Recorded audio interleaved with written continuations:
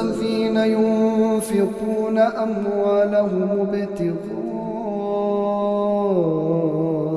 مرضات الله وتثبيتا من أنفسهم كمثل جنة بربوة أصابها وابل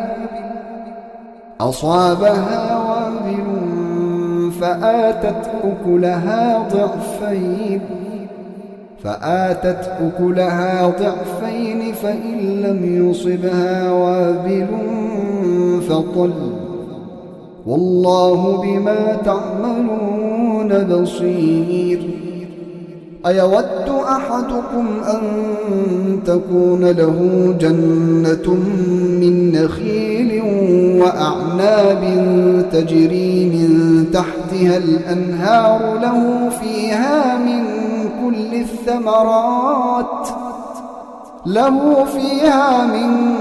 كل الثمرات وأصابه الكبر وله ذرية ضعفاء فأصابها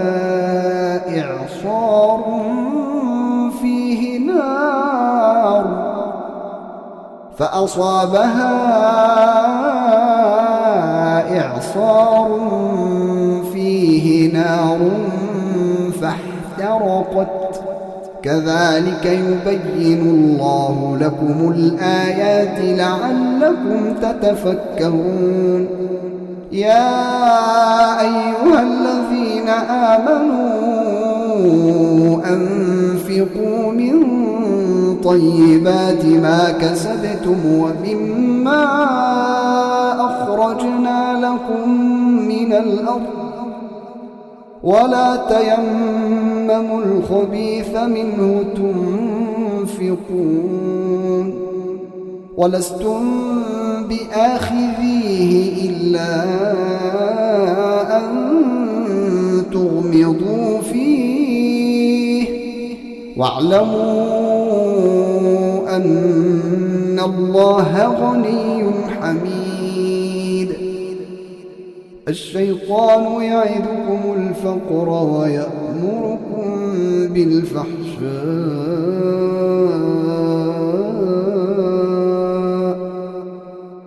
والله يعدكم مغفرة منه وفضلا والله واسع عليم.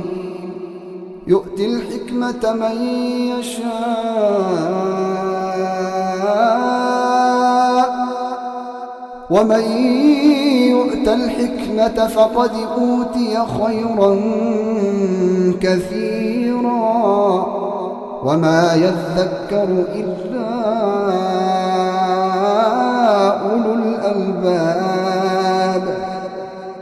وما أنفقتم من نفقة أو نذرتم من نذر فإن الله يعلمه وما للظالمين من أنصار.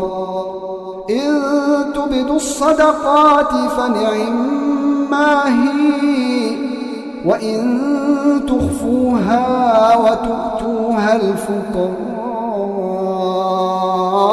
فهو خير لكم ويكفر عنكم من سيئاتكم والله بما تعملون خبير.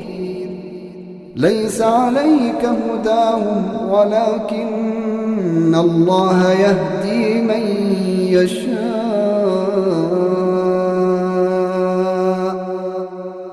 وما تنفقوا من خير فلأنفسكم وما تنفقون إلا ابتغاء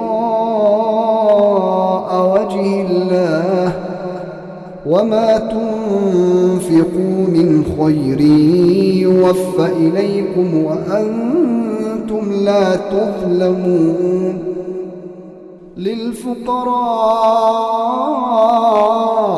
الذين أحصروا في سبيل الله لا يستطيعون ضربا في الأرض يحسبهم الجاهل أغنياء من التعفف